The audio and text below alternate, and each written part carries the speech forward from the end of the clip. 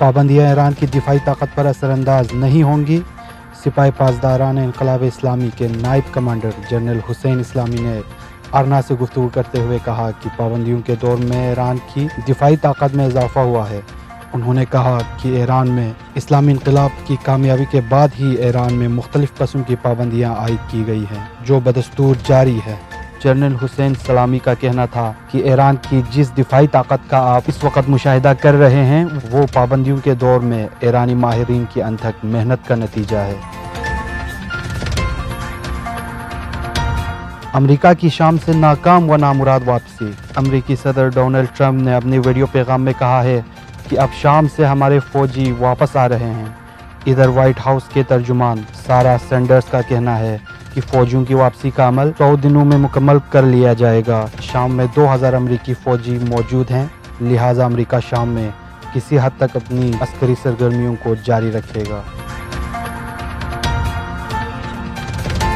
America का कहना है कि अमेरिका की कौमी सलामती के लिए चीन अब रूस से भी बड़ा खतरा बन गया है। बरतानवी नशरियाती इदारे BBC से बात करते हुए अमेरिकी काउंटर इंटेलिजेंस के सरबराह बिल एवानिना ने इंकशाफ किया है कि रूस के मुकाबले में चीन बड़ा खतरा बनता जा रहा है।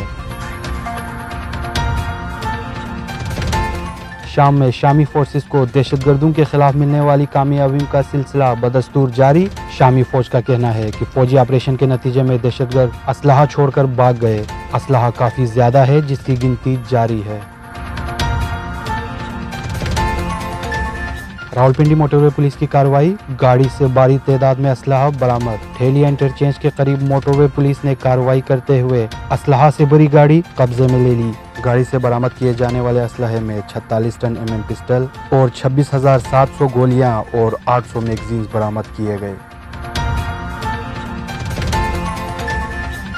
पाकिस्तान में लाखों अफराद कहत जैसी सूरत हाल से दो चार। बलूचिस्तान में 20 अजला में 1,09,000 खानदानों को खुशकसाली जैसी सूरत हाल का सामना है। पाकिस्तान के सूबा बलूचिस्तान के वजीर दाखिला सलीम अहमद खोसा ने कोयटा में प्रेस कॉन्फ्रेंस के दौरान कहा कि सूबे में खुशकसाली जैसी सूरत हाल से 5 लाख से ज़ायद अफराद मुतासिर हैं और इसके ज़राअत और माल मवेशी के शोबों में शदीद असरात पड़े हैं।